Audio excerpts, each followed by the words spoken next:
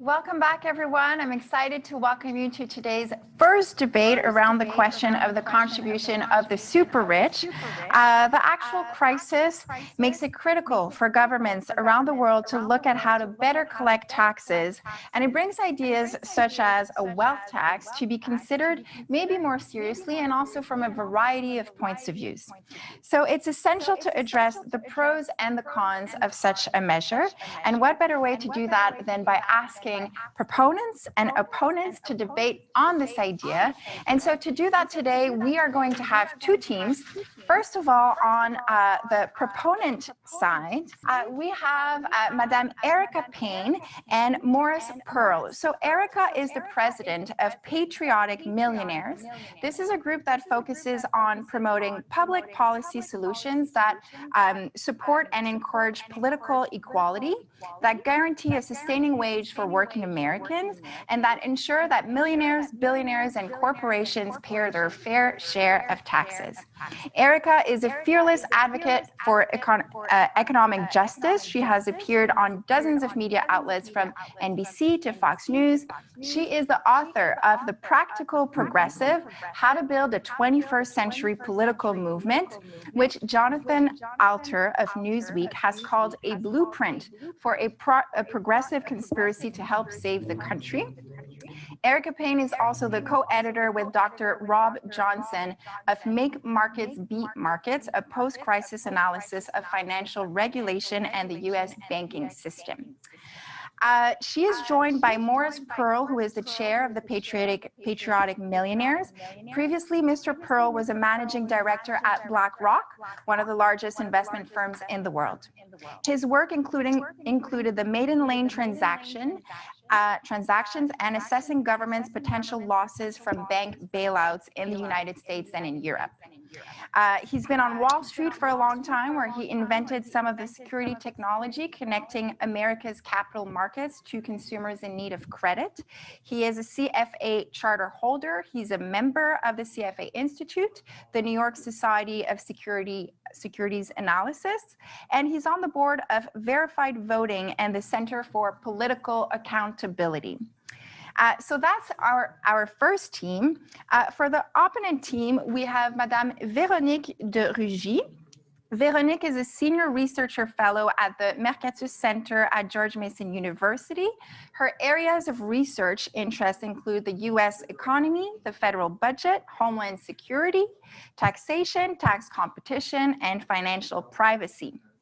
Veronique has testified numerous times in front of Congress on the effects of fiscal stimulus, debt, deficits, and regulation on the economy. Her work has been featured in the New York Times, in the Washington Post, in the Wall Street Journal, CNN International, Stossel 2020, C-SPAN's Washington Journal, and on the Fox News channel. Veronique is joined on her team by Dan Mitchell. Dan is the chairman of the Center for Freedom and Prosperity, a pro-market public policy organization he founded in the year 2000. Okay. And so also Mr. Mitchell's areas of interest include tax reform, international tax competition, the economic burden of government spending, and other fiscal policy issues. He has worked at the Heritage Foundation and Cato Institute and has decades of experience authoring papers, writing editorials, working with the public policy community, and presenting the free market viewpoint to newspapers, televisions, and radio. Mr. Mitchell holds a PhD in economics from George Mason University, and he is a frequent commentator on television. He's appeared on all the major networks, including CBS, NBC, ABC, Fox, CNN, CNBC, and C-SPAN. So those are our two teams, and with the teams, we need a jury. So we're happy to welcome our regular tax co-op jury for this debate. They have experience in these debates as they've been part of the jury in the past years of tax co-ops summits. They were in Montreal in 2015 to listen to the debate opposing Dan Mitchell, who's with us today, and Richard Murphy on the issue of the taxation on multinationals. Our jury was at the World Bank in 2016, where Veronique de Rugy, who's also with us today, debated with Alison Holder about tax competition and cooperation in the case of developing countries. In 2017, our tax co-op jury was at the UN in Geneva to listen to Michael Leonard and Dominic Belli presenting their argument in relation to tax transparency. And in 2018, they were also there when Richard Murphy debated with Arthur Laffer, who is with us this morning, on a framework for tax competition. So let me introduce our two judges. First of all, we have Madame Louise Otis, who is a co-founder of TaxCOOP. She is the president of the Administrative Tribunal of the Organization for Economic Cooperation and Development, OECD. She is the president of the Appeal Court at the Organisation Internationale de la Francophonie, l'IOF. She is a member of the Administrative Tribunal of the European Organization for the Exploitation of Meteorological Satellites. She is a retired judge of the Quebec Court of Appeal, where she spearheaded the introduction of judicial mediation. And she participated in over 3,000 judgments in civil, commercial, and criminal law. Her curriculum doesn't stop there. She has conducted over 700 mediation sessions in commercial and civil law. She's an adjunct professor at McGill University's Faculty of Law. She works as a civil and commercial mediator and arbitrator at the Canadian and international levels. She is a distinguished fellow of the International Academy of Mediators. She regularly participates in international governance and justice and reform missions with the United Nations, the IMF, the World Bank, and the International Finance Corporation. She is a member of the World Bank Group. She was appointed by the United Nations Secretary General to a 5-member panel of independent international experts in charge of redesigning the UN's system of administration of justice. And she has created a system of transitional justice for countries affected by armed conflict and environmental disasters. So that is our Louise, and she is joined by Jay Rosengard. Jay is a lecturer in public policy at the Harvard Kennedy School. He has over 40 years of international experience designing, implementing, and evaluating development policies in public finance and fiscal strategy, tax and budget reform, municipal finance and management, intergovernmental fiscal relations, banking and financial institutions development, financial inclusion, micro, small, and medium enterprise finance, mobile banking, and public administration. So just before Judge Otis takes over to explain the unfolding of this debate, I want to introduce you to another wonderful speaker, Marie-Christine Esclassan, who will provide opening remarks about her experience in France with l'impôt sur la fortune. Marie-Christine Esclassan is a professor of public finance and taxation at the University of Paris 1 at the Sorbonne Law School. She directs the French Journal of Public Finance. She is a member of the board of directors of the European Grouping of Research in Public Finance. She is also a Chevalier of the Order of the Légion of Honor of the French Republic. She is an author of several books. So without further ado, we will go meet with Marie-Christine Esclassan, and right off after, Madame Otis will take the stage and take over the debate. On m'a demandé de donner, à titre d'illustration, quelques éléments de l'impôt sur la fortune en France, qui a été institué en 1981 dans un contexte très bien précis que je voudrais rappeler. Le contexte, c'est d'abord un contexte économique de désindustrialisation et de crise grave, crise économique grave qui frappe alors le pays, mais c'est surtout un contexte politique avec l'arrivée pour la première fois de la gauche au pouvoir sous la Ve République, l'élection de M. Mitterrand en tant que président de la République, et dans les promesses du candidat Mitterrand figurait la création d'un impôt sur les grandes fortunes. Cette promesse sera mise en œuvre dès l'élection de M. Mitterrand et de la majorité socialiste à l'Assemblée nationale, Et cet impôt a connu une très forte légitimité politique dans une grande partie de l'opinion publique parce que il était associé à l'idée de justice sociale qui avait porté ce parti au pouvoir, et justice sociale qui notamment s'incarnait à l'époque dans un slogan « Changer la vie », qui était un slogan repris de Rimbaud, d'Arthur Rimbaud, et que le Parti socialiste avait fait sien lors de cette campagne présidentielle de 1981. Donc l'opinion publique française, dans sa grande majorité, est très favorable à l'idée d'un impôt sur les grandes fortunes parce qu'on y voit l'avènement, le moyen de plus de justice fiscale et de plus de justice sociale. En même temps, cet impôt va être l'objet d'un combat acharné de la part de l'opposition de droite de l'époque qui le dénonce en tant qu'impôt anti-économique. C'est un impôt qui taxe toutes les formes de fortune mobilière et immobilière. C'est un impôt qui provoque la délocalisation des plus fortunés qui partent de France, c'est vrai. Des grandes fortunes sont parties à ce moment-là de France. Et c'est un impôt qui est dénoncé comme inapproprié dans un contexte de désindustrialisation économique parce que, dit-on, il fait fuir les investisseurs.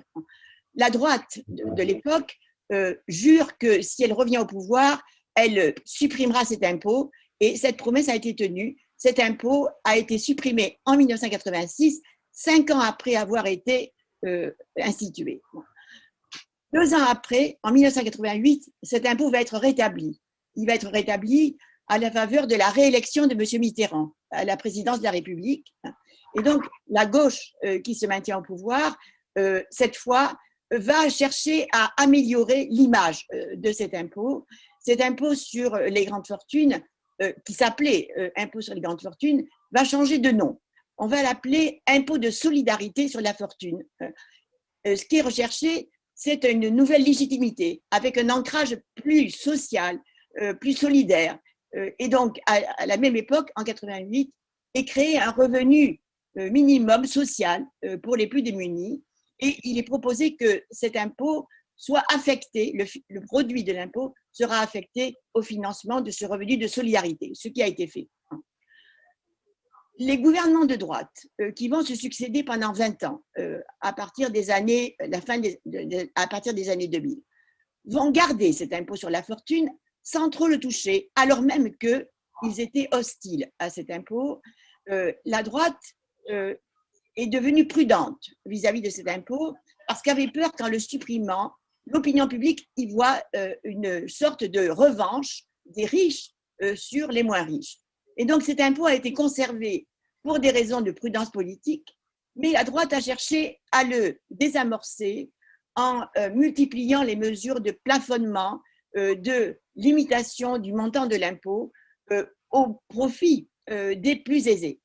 Et le paradoxe a été que finalement, au fur et à mesure de l'évolution des années, cet impôt a moins pesé sur les plus riches, mais au contraire, de nouvelles classes moyennes ont été assujetties à cet impôt parce que, en raison de la hausse des prix de l'immobilier, il y a une partie plus grande de la classe moyenne qui s'est trouvée assujettie à cet impôt du fait de la propriété immobilière et que cet impôt taxait notamment la résidence principale. Troisième époque, c'est 2018, la suppression de l'impôt sur la fortune de l'ISF, de cet impôt de solidarité sur la fortune, et sa transformation en un impôt sur la fortune immobilière. C'est depuis l'élection de M. Macron à la présidence de la République, et on retrouve ici un contexte politique qui pèse très très fort dans l'évolution de cet impôt. L'objectif du président de la République nouvellement élu était simple, restaurer l'attractivité économique de la France auprès des investisseurs et notamment auprès du patrimoine mobilier, faire en sorte que le patrimoine mobilier, les valeurs mobilières ne soient plus assujetties à l'impôt sur la fortune, réserver l'impôt sur la fortune uniquement à la fortune immobilière. Le résultat actuelle. Il est trop tôt pour se prononcer. Nous avons des chiffres d'un rapport récent qui vient de sortir, rapport d'un organisme officiel, France Stratégie. Le rapport est d'octobre 2020. En 2018, il y avait 130 000 assujettis à l'impôt sur la fortune immobilière, alors que dans l'ancien impôt de solidarité sur la fortune, il y en avait 360 000. Donc, au total, il y a une réduction sensible du nombre d'assujettis à l'impôt sur la fortune en France. La justification de cette réforme a été donnée à travers une théorie, la théorie dite du ruissellement. Je ne sais pas si c'est facile de traduire ceci pour nos amis qui sont anglophones. Théorie du ruissellement, l'idée c'est que les avantages fiscaux que l'on consent aux plus riches vont se retrouver pour les moins riches dans des emplois, dans une croissance économique, parce que les plus riches ne vont pas hésiter à investir, notamment dans les entreprises en France. Pour l'instant, cette théorie du ruissellement ne s'est pas vérifiée. Ce qui a été vérifié, c'est que l'impôt de solidarité sur la fortune rapportait environ 4 milliards de recettes jusqu'en 2017, ce qui n'était pas beaucoup. En 2018, la recette du nouvel impôt sur la fortune immobilière est tombée à 1,5 milliard. Donc, il y a une perte de recettes importante, avec donc une sorte d'effondrement partiel de cet impôt. Donc voilà, j'ai épuisé mon temps de parole. Voilà quelques illustrations de l'aventure de l'impôt sur la fortune en France. Je vous remercie. Good afternoon, everybody. We are a little bit late, but you know the debate's going to be even better. Let me tell you the debating rules. The purpose of the debate is to discuss the necessity, feasibility, and efficiency of taxing wealth. This issue will be explored through a series of 3 resolutions. The outcome of the debate shall be an informative one. This is not a competitive debate, but a frank and candid discussions. They are encouraged. Debating shall be continuous, but participants will pause briefly between speeches. The rules are: lively and constructive debate is the goal. Debaters shall remain respectful at all times. Ad hominem arguments will not be tolerated. You know, the moderators have the power to intervene. Debaters shall respect the time limits, 4 minutes each team. Debaters shall keep to the subject matter of the resolution except in the final round. Each round of the debate shall be dedicated to one of the 3 resolutions. At the beginning of each round, the moderators shall read out the resolution. The 4 rounds of the debate shall proceed with 3 resolutions and 1 closing argument for each team. Now it's time to proceed. Please, Dr. Rosengard, read us the first resolution, please. Thank you, Judge Otis. It's a pleasure to be back. So first, resolution. Be it resolved that governments should be concerned with redistributing wealth of the wealthiest. Team 1, you have 4 minutes to present your case. Team 2, 4 minutes to respond, and the floor is yours. Well, thank you very much. I'm Dan Mitchell. I'll start our presentation and then turn it over to Veronique. Our position is that government should finance public goods in the least destructive manner possible. That means a tax system based on what I sometimes call the holy trinity of good tax policy. Low rates on productive behavior, no double taxation of saving and investment, and no loopholes based on either the source of income or the use of income. I think this debate is about a fundamental difference of visions. Veronique and I want to help poor people. I think our friends on the left sometimes seem more motivated by a desire to hurt rich people. We understand that economic growth is the only sure way to improve the lives of the poor. Our friends on the left, however, seem to think that the economy is a fixed pie and that the job of politicians is to reslice the pie. But our contention is that the class warfare tax policies that reslice the pie also cause the pie to shrink. Proponents of higher taxes on the affluent often overlook behavioral adjustments due to the fact that wealthier people are more sensitive to changes in taxation. While the empirical research shows that elasticity of taxable income is between 0.2 and 0.4 for the wealthiest, for ordinary people, for the wealthiest 1%, the elasticity is closer to 1%.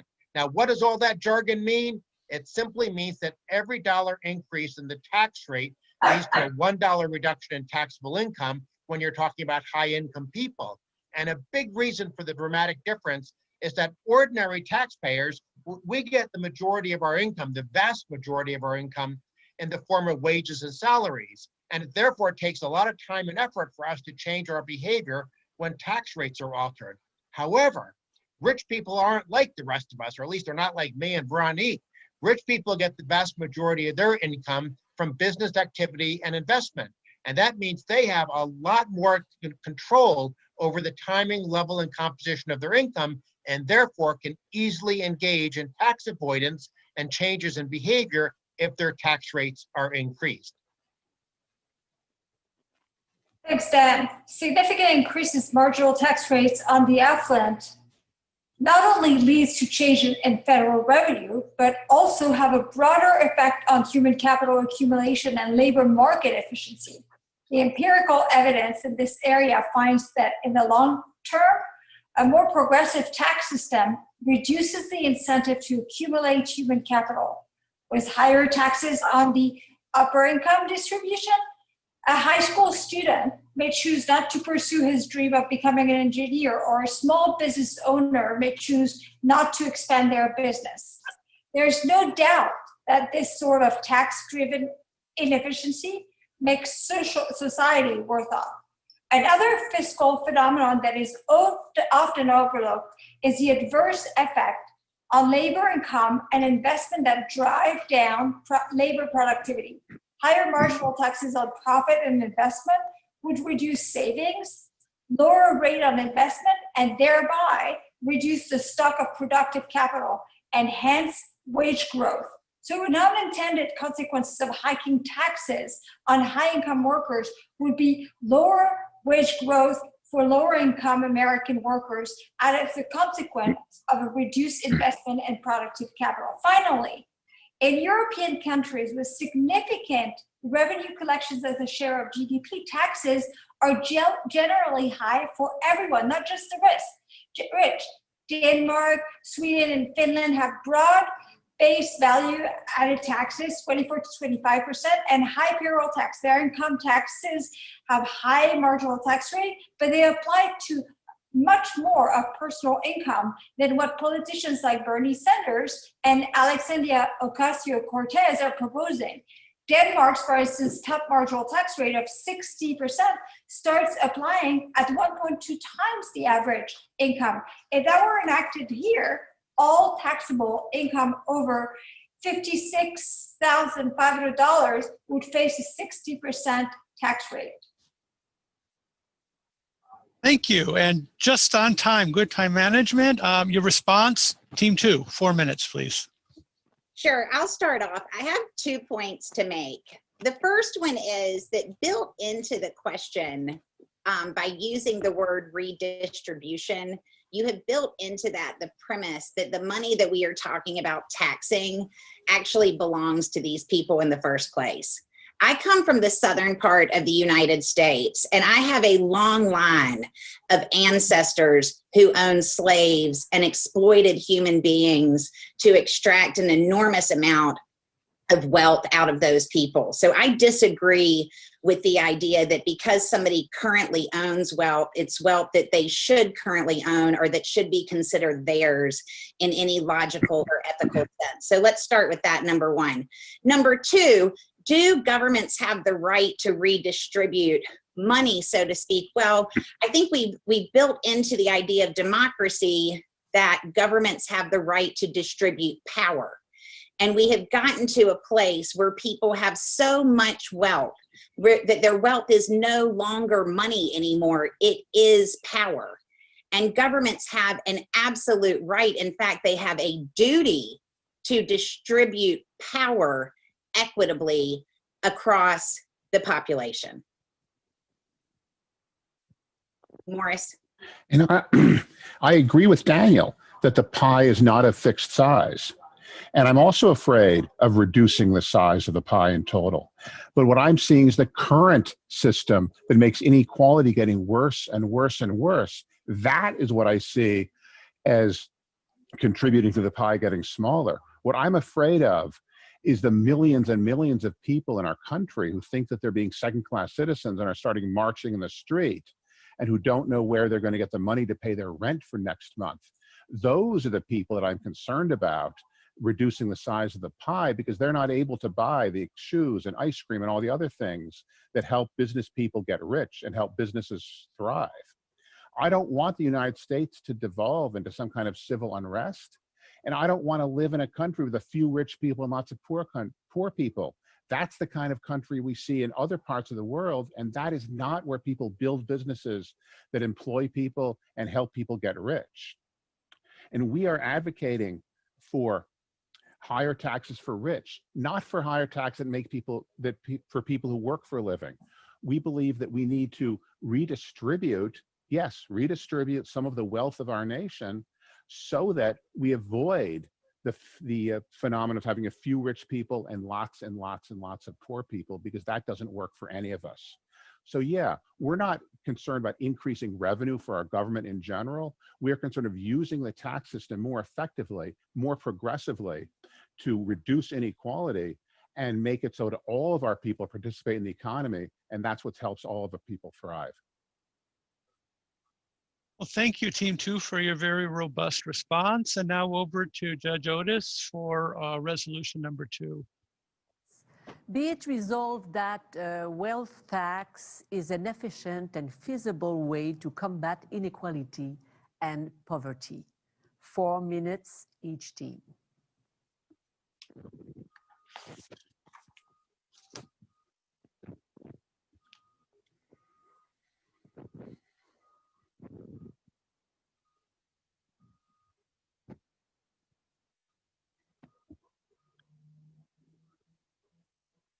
Judge Otis has just read the second resolution, so we can proceed.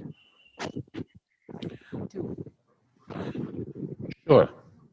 I will start for our team.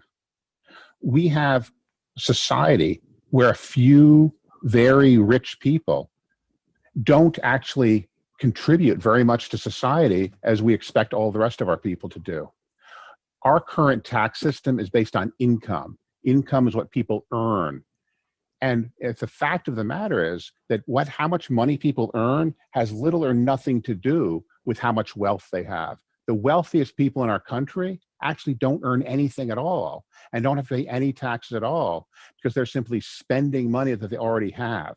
So we believe that the only way to deal with the problems of the gross inequality in our nation is to have policies which deal with the wealth inequality in our nation. And so that is what we are most concerned about in changing the tax system somehow in order to equalize that factor. Erica. Sure, I'll just pick on this. You know, wealthy people say that they can't get out of the fact that, of course, there should be a wealth tax. So now they're going to come down to like whether it's feasible. People, we have a rover on Mars. Okay, there is zero possibility that calculating the assets of a rich person within some bound of, you know, a reasonable approximation of what they own, there is zero possibility that that is impossible to do. There is zero possibility that that is unfeasible. In the United States, we have about 1,000 billionaires. They have legions of people working with them right now to make sure that they get out of paying anything that they theoretically should pay. Let's just reverse that and have that volume of people trying to calculate what they own. And even if you come in slightly less than what they do own and tax that, you're still ahead of where you are right now.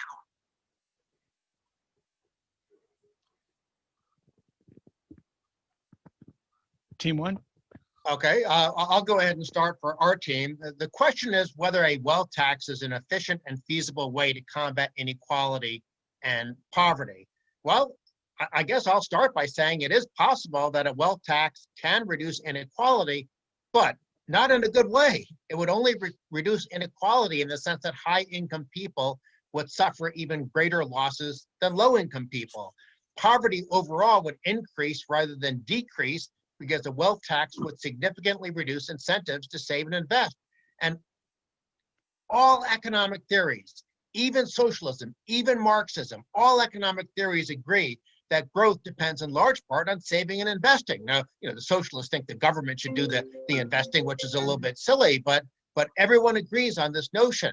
The one key thing to understand economically about a wealth tax in practical terms is that it's a huge tax increase on saving and investment, with the rate determined by the underlying growth of your assets. For instance, a 2% wealth tax is akin to a 40% tax on saving and investment if someone's portfolio grows by 5%. And keep in mind that's on top of all the other existing taxes that are imposed on savings and investment. A wealth tax also is an administrative nightmare. Maybe it can be done, but we have to consider at what cost and at what damage to productive behavior. Valuation will be very subjective.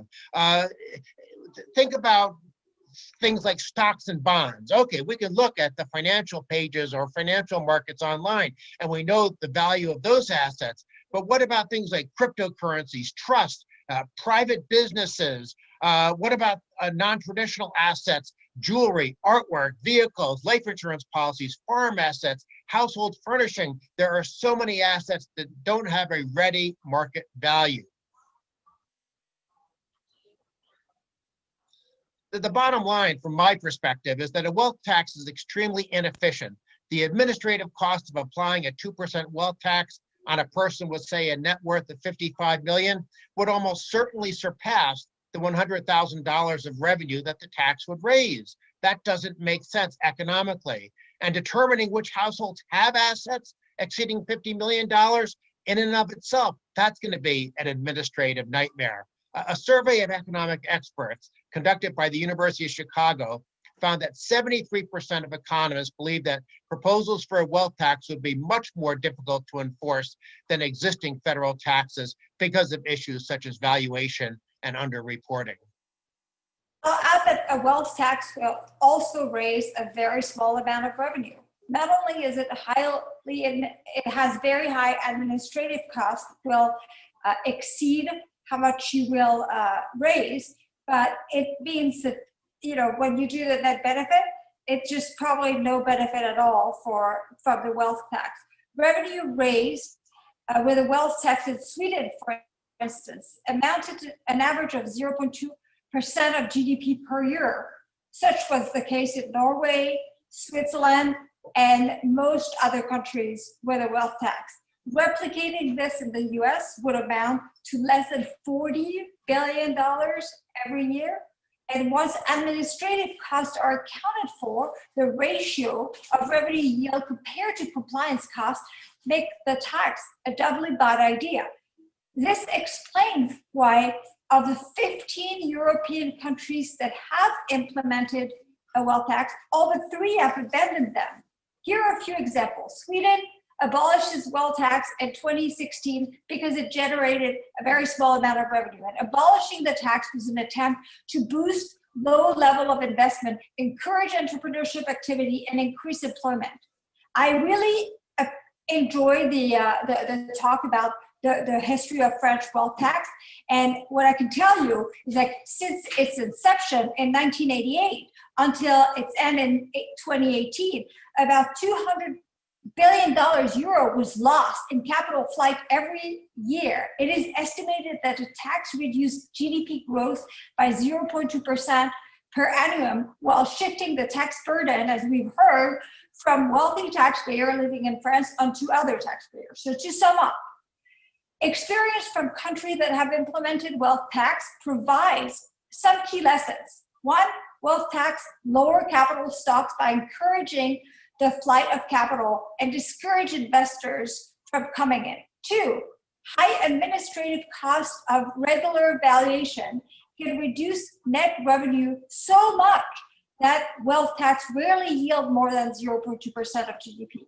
And third, the macroeconomic effects of implementing a wealth tax often result in reduced economic growth rate and lower wages, which in turn depress tax revenue even further while lowering the welfare of many households.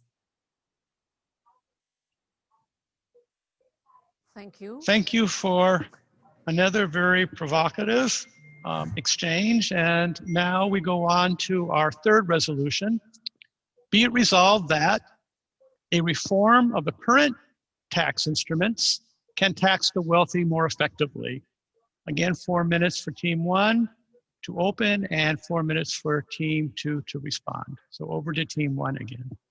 Well, thank you. I guess this is losing in a less bad way, because tax the rich, but don't tax them with a wealth tax. But Veronique and I categorically reject the notion that tax policy should be designed to punish investors, entrepreneurs, business owners, and other high-income people. The goal should be creating opportunity for the less fortunate, not a spiteful attack on the rich, however we define that group. As previously discussed, a wealth tax is an especially destructive way to penalize successful taxpayers, but the other alternatives that we might look at, they're equally misguided. Higher income tax rates, for instance, discourage work and investment and entrepreneurship, and there's a lot of research showing how they encourage tax avoidance and tax evasion. Higher capital gains rates, that's another option that's on the table. Well, that discourages investment and innovation. Moreover, the tax is easily avoided by investors who can choose either to sit on their money or to sit on their existing investments. Higher corporate tax rates, an option that Joe Biden has proposed in the United States. Well, that's going to impose indirect levies on a lot of people, including ordinary workers and ordinary consumers. And moreover, for those of you who are fixated on inequality, it's worth noting, according to a recent NBER paper by Professor James Hines at the University of Michigan, he wrote, quote, higher corporate taxes can increase income inequality even when the corporate tax burden falls entirely on capital owned disproportionately by the rich. In other words, when you shoot at the rich, in many cases, you wind up hitting everyone else. And by the way, I also want to mention that death taxes are almost as economically foolish as wealth taxes, since that levy also directly takes capital out of the economy's productive sector and transfers it to government. Now, it doesn't mean that there are not some desirable tax reform that could collect more revenue from upper income taxpayers. So for instance, in the US, politicians could get rid of the tax exemption for the municipal bond interest and lower tax rate in a revenue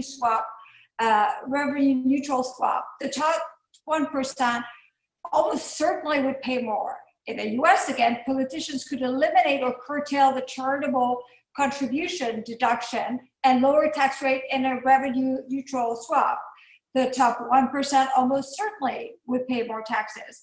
And obviously with 76-page tax code, it goes without saying that there are many other deduction, credits, exemption, exclusion, and other preferences that politicians, by the way, have put there on the right and on the left, and they benefit rich people, and they could be eliminated as part of a revenue neutral reform and bring more revenue from higher income people. We'll close with an observation that folks on the left need to decide what they value most. Is it generating revenue for redistribution or penalizing the rich? Here's an example of how these goals can be in conflict. According to the IRS statistic of Income Bulletin, households with more than 1 million of taxable income paid $4.3 billion in taxes in 1980, when the top marginal tax rate for the rich was 70%. In 1988, when the top tax rate was down to 26%, households with more than $1 million of taxable income paid $42.3 billion. Sensible people call that a win-win, but some of our friends on the left, however, thinks that the Reagan tax cuts were bad news. We don't. Thank you. So team 2, your response? Sure. I guess I think I'm number one on this one, Morris. I guess the first thing is that will a reform tax the wealthy more effectively than they are currently being taxed? Well, given the fact that in the United States of America today, billionaires are paying lower tax rates than any other group of people, I would say it would be difficult for us to be less efficient in taxing them, number one. Number two, folks like Daniel love talking about these poor little rich people getting punished and being penalized. He's so sad for them. I mean, give me a break. Since the late 1980s, the 1% of the population has had their wealth increase 300%, while everyone else has stayed exactly the same. This did not happen overnight. If I am a rich heir and I don't do anything my whole life, between the stepped up basis and the 1031 exchange, I can inherit millions and millions and millions of dollars, never pay a single dime of taxes, while anybody who actually works for a living is putting in their 37% every single day. That is absurd and it is grotesque. And I also fundamentally disagree with some of the arguments from the other side. I'm the chairman of the Patriotic Millionaires. I think being a millionaire is great. Everyone should do that. We're not in favor of punishing anyone, especially not millionaires, but we are in favor of having rich people have higher tax rates than people who actually work for a living, not the other way around, as is currently the case here in the United States because of our recent tax laws. We also think that the idea that, oh, taxing is removing money from the economy, from the productive part of the economy, that's completely wrong. The very wealthy people have their money in their stock portfolios, their bank accounts, or whatever. That money is not being productive in the economy. The rest of the people who work for a living, people who go out every month and have to make their rent checks and pay their iPhone bills and buy ice cream and shoes, that is the productive economy. Those are the people who are actually putting their money into the productive economy. So if we change the tax system to have more of the burden on the very rich and less on people who work for a living, that will increase the amount of money in the productive economy, not decrease it. That is in the actual long-term enlightened self-interest of the very rich people, is to have a more productive economy with millions of people who can afford to pay their bills every month and not have a small number of rich people and many, many poor people. So I believe we are actually talking about policies that are best interests of both the rich and the poor. Thank you. Again, thank you once again for providing a lot of rich food for thought, especially around lunchtime. So I turn this over to Judge Otis. Yes, a very interesting debate indeed. And this time, we will proceed to the last round, which is an open round, and for final arguments and rebuttal. We'll start with team 2, and don't forget you have 2 minutes each team.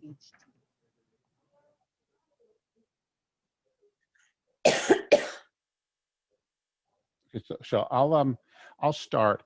I actually, in addition to not believing in inequality being good, I also reject the idea that the experience in France is even comparable to the experience here in the United States. France had a problem because they were trying to tax millions and millions of middle-class homeowners. We are talking about wealth taxes, assigning a tax that already is being paid by middle-class people here, because here in the United States, middle-class people already pay a wealth tax on most of their wealth, which is represented by their homes. We are only asking the rich people to also pay a tax based on their wealth. We are not asking to increase taxes on millions and millions of people, and we are not part of a European Union where people can be in one jurisdiction or another very easily. So I don't believe the issues from France are even comparable to the issues in the United States.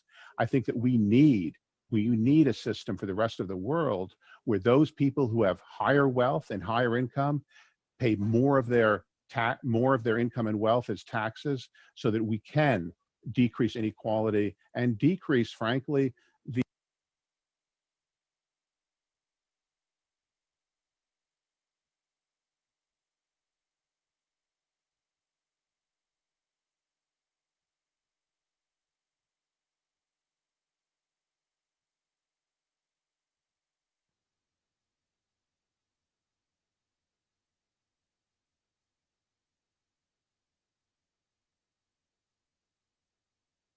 Deaths due to alcohol, suicide, and drugs are at the highest point ever recorded. And for the first time in our history, life expectancy is going down for segments of our population.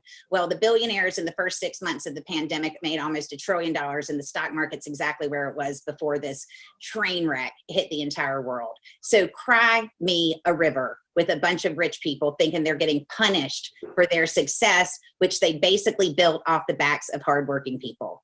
Come on, folks. At a certain point, you just got to call it.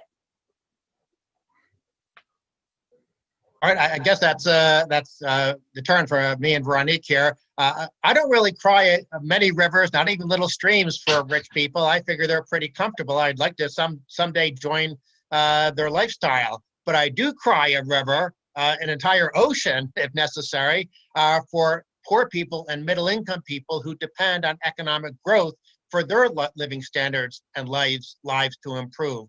And when you look around the world at high-tax nations, to nations that have more punitive tax regimes, nations with wealth taxes, they simply don't grow as fast, create as many jobs, and as much opportunity as other countries. And I think perhaps one of the big differences between what Veronique and I believe and what Morris and Erica believe is the role of capital in the economy. If you don't have capital formation, if you don't have saving and investment, you don't have economic growth. So if I was lucky enough to have picked the right parents and I basically just had $100 million handed to me just by virtue of being born into that household, that $100 million, presumably I didn't dig a hole in the backyard and bury it there, that $100 million would be financing factories, investments, startups. Capital formation is key. Capital and labor are what economists call complementary goods. I'll close with one simple point. If we wind up being like Europe with higher taxes, the point Veronique made earlier is critical. Every single European country has a less progressive tax system than the US. You cannot finance big government without pillaging the middle class. And ultimately, I fear that while Morris and Erica may have their hearts in the right place, ultimately their agenda is going to lead to slower growth, fewer jobs, and a more burdened middle class, not a less burdened middle class.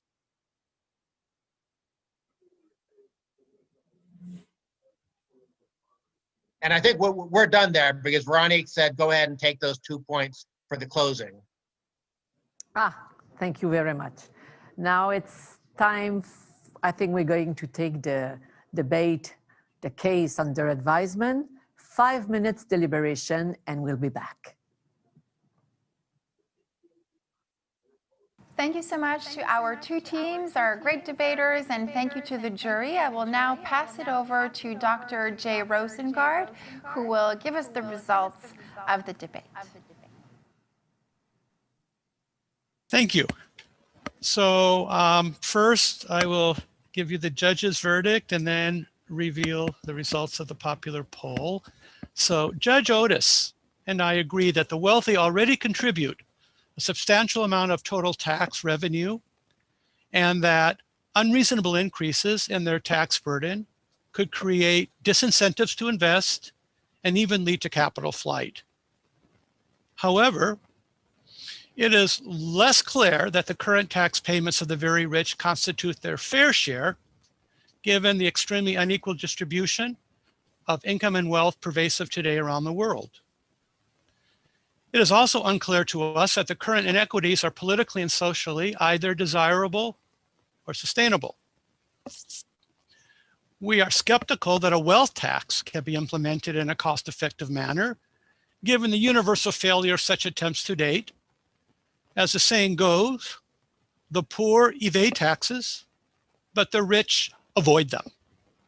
And they can always find a way to hide or move their income and wealth. And when tax loopholes are insufficient, they can engage in regulatory capture to amend tax laws to their advantage. But we do believe that current tax instruments can and should be reformed to tax the wealthy more effectively. This is both a necessity to enhance social justice and maintain social peace, as well as politically and administratively feasible, particularly reform of the personal income tax, the corporate income tax, and inheritance taxes. We therefore thank both teams for their thoughtful and spirited debate, but finally conclude that Team 2